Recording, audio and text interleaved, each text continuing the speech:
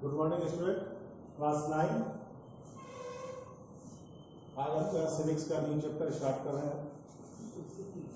जो चैप्टर है वो कॉन्स्टिट्यूशनल डिजाइन।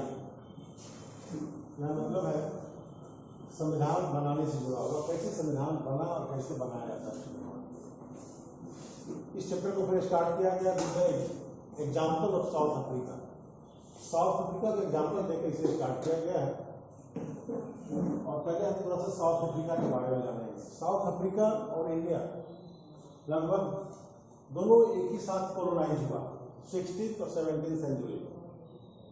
इंडिया भी कॉलोनाइज हुआ और साउथ अफ्रीका भी कॉलोनाइज हुआ। आप तो जानते हैं कॉलोनाइज मतलब ब्रिटिश गवर्नमेंट यूरोप जो है साउथ अफ्रीका को भी कॉलोनाइज कर लिया, वहां भी कंट्रोल कर लिया, पावर हाथ में लिया, और इंडिया में उन्होंने इंडिया को भी कॉलोनी बना लिया और दोनों जगह वो ट्रेड के लिए गए।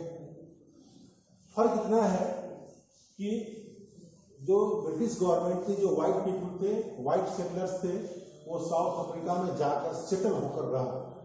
They became the permanent settlers of the south Africa. और इंडिया में इंडिपेंडेंस के बाद ये लौटकर चले गए सभी मैक्सिमम, लेकिन व्हाइट वहां सेटल होकर के रहा वो इंडिपेंडेंस के बाद। लेकिन साउथ अफ्रीका में जो व्हाइट सेटलर्स थे उन्होंने वहां एक पॉलिसी चलाई थी एपार्थेड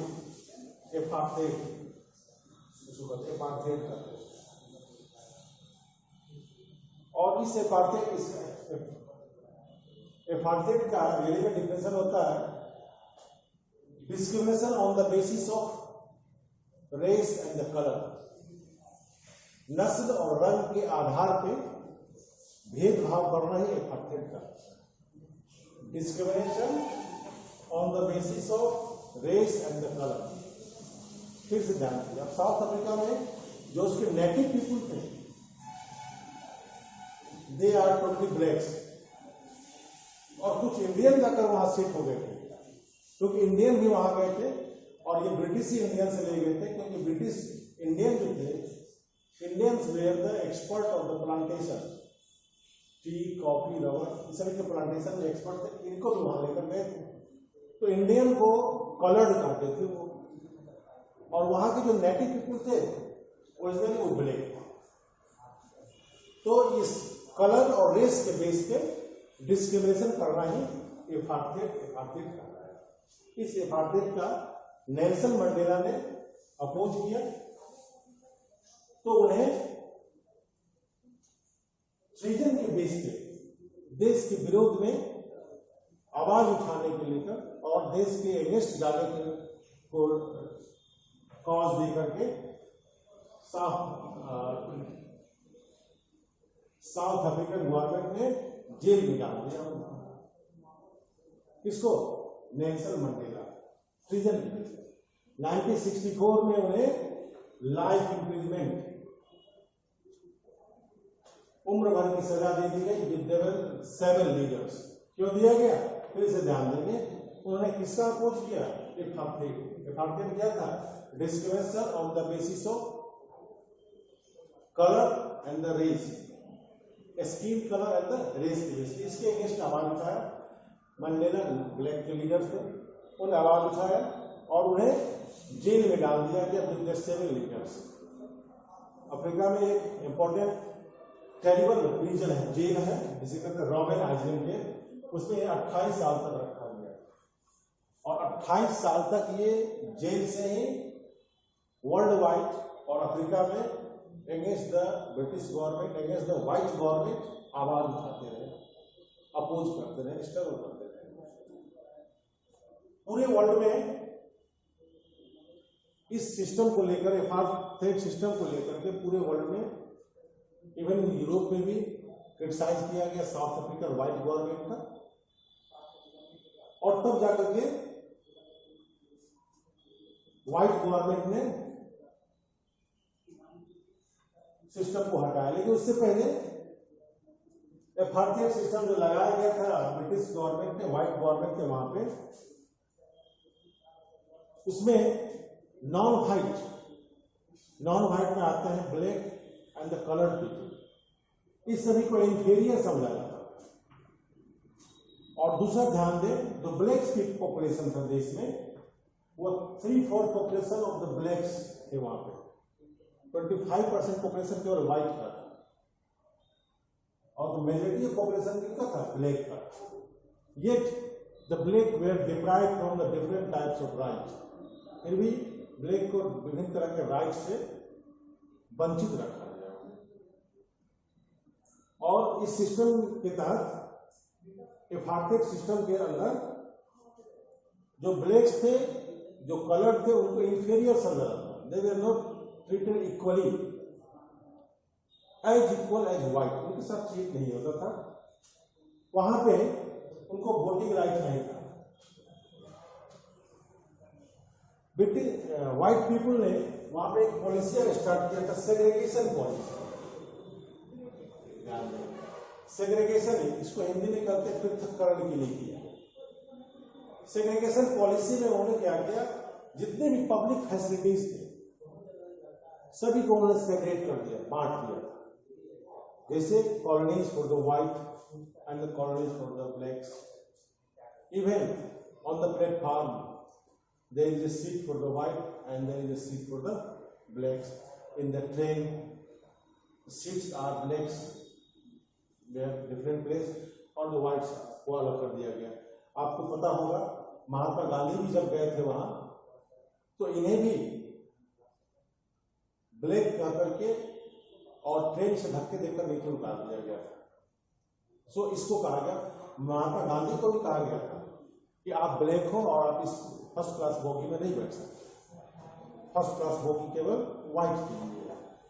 उसी तरह देश के अंदर स्कूल में देख लिया जाए, अफ्रीका में ब्लैक्स के लिए अलग, व्हाइट के लिए अलग, पार्क में, प्लेइंग ग्राउंड पे, मॉल में, मार्केट में, एवरीवेयर, इन द ऑफिस, सभी जगह ब्लैक और व्हाइट को अलग अलग सेट किया गया। सिनेमा हॉल में, सभी जगह। This policy was known as the segregation policy. इसको कहा गया segregation policy किया गया। और ब्लैक को टोटली इंफीरियर समझा जाता, they were not treated equally as the white।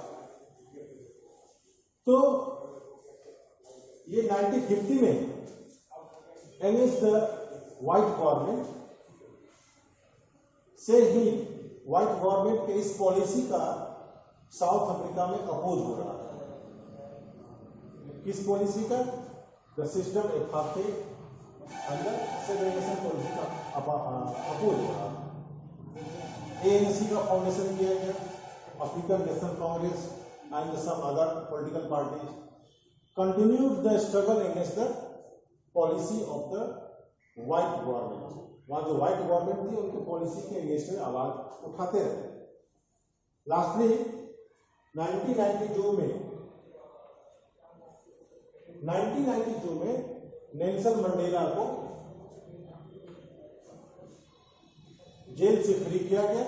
वो अभी कब, जब वर्ल्ड वाइड क्रिटिसाइज होने लगा व्हाइट गवर्नमेंट का, तो नेल्सन मंडेला को जेल से छोड़ा गया और फिर वहां पे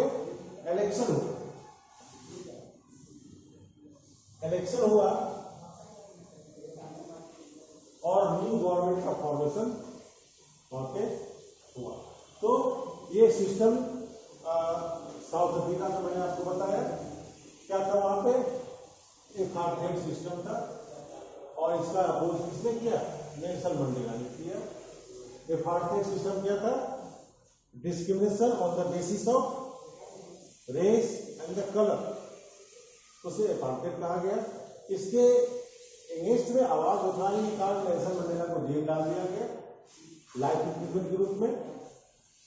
फिर वो वहां से ही कंटिन्यू आवाज उठाते रहे अगेंस्ट द सिस्टम। फिर सेग्रीगेशन की पॉलिसी आया साउथ अफ्रीका में, अफ्रीकन नेशनल कांग्रेस का फाउंडेशन हुआ, नेल्सन मंडेला को फ्री किया गया।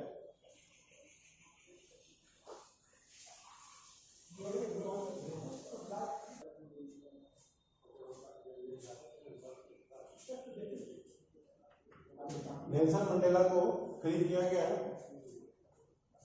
28 ईयर्स आफ्टर 28 साल के बाद नेल्सन मंडेला को जेल से छोड़ा गया, जैसा कि मैंने आपको बताया, वर्ल्ड वाइड क्रिटिसाइज हो।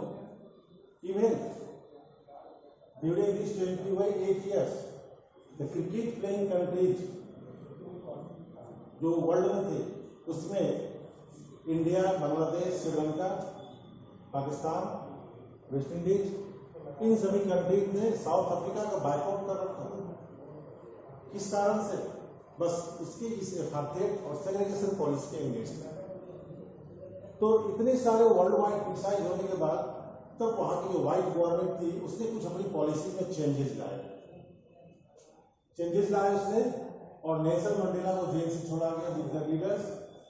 गवर्नमेंट ने कुछ चेंजेस क्या लाए देखिए, उन्होंने जो डिस्क्रिमिनेटरी लॉ बना रखा था, क्या था discriminatory law? Segregation policy, apartheid between the white and the black and the colour, उसमें बहुत सारे चेंजेस लाए उन्होंने। जो बैन लगा रखा था उन्होंने, व्हाइट गवर्नमेंट को बैन लगा रखा था, उसमें आपको पॉलिटिकल पार्टीज के फाउंडेशन बैन लगा रखा था, ब्लैक्स की वोटिंग राइट खत्म कर रखा था, मीडिया चैनल पर बैन लगा रखा था, पेपर पे बैन लगा रखा था, सबको हटा दिया गया। 26 अप्रैल 1994 को अफ्रीका डेमोक्रेटिक रिपब्लिक के रूप में फाउंडेशन हुआ, उसका अनाउंस किया गया, उसे फ्रीडम मिली। उसी रात अफ्रीकन फ्लैग को लहराया गया, झंडा को लहराया गया, और तब वहां पे एक मल्टी रेशियल गवर्नमेंट, ध्यान देंगे, multi racial government, the government included the different race people. आप इसको समझिए, वह गवर्नमेंट इसमें अलग अलग रेस, कलर के पीपल शामिल हो, उसको कहा गया मल्टी रेशियल गवर्नमेंट। उसमें व्हाइट भी, ब्लैक भी एंड द कलर, इस सभी को इंक्लूड करके एक गवर्नमेंट बनाया गया, उसे मल्टी रेशियल गवर्नमेंट कहा गया। वहां पे सिस्टम क्या था? अपार्थाइड, उसको हटाया गया, सेग्रीगेशन पॉलिसी को हटा दिया गया, और तब नेल्सन मंडेला वहां के प्रेसिडेंट बने। So this was the condition of south Africa. और तब इसके बाद मल्टी रेशियल गवर्नमेंट बनने के बाद गवर्नमेंट को स्मूथली रन करने के लिए there is need of rules and regulation. जो पहले रूल्स रेगुलेशन थे वो डेमोक्रेटिक रूल रेगुलेशन नहीं था। देखिए मैंने यहां लिखा है ना डेमोक्रेटिक, तो व्हाइट गवर्नमेंट जो थी वो डेमोक्रेटिक नहीं थी। तो डेमोक्रेटिक वे में गवर्नमेंट को रन करने के लिए there is need of rules and regulation. तो उस रूल्स रेगुलेशन को बनाने के लिए क्या बनाना है? कॉन्स्टिट्यूशन का फॉर्मेशन किया जाना है। अब इसके आगे नेक्स्ट क्लास में आपको बताऊंगा कि साउथ अफ्रीकन कॉन्स्टिट्यूशन का फॉर्मेशन कैसे हुआ। ठीक है, ओके।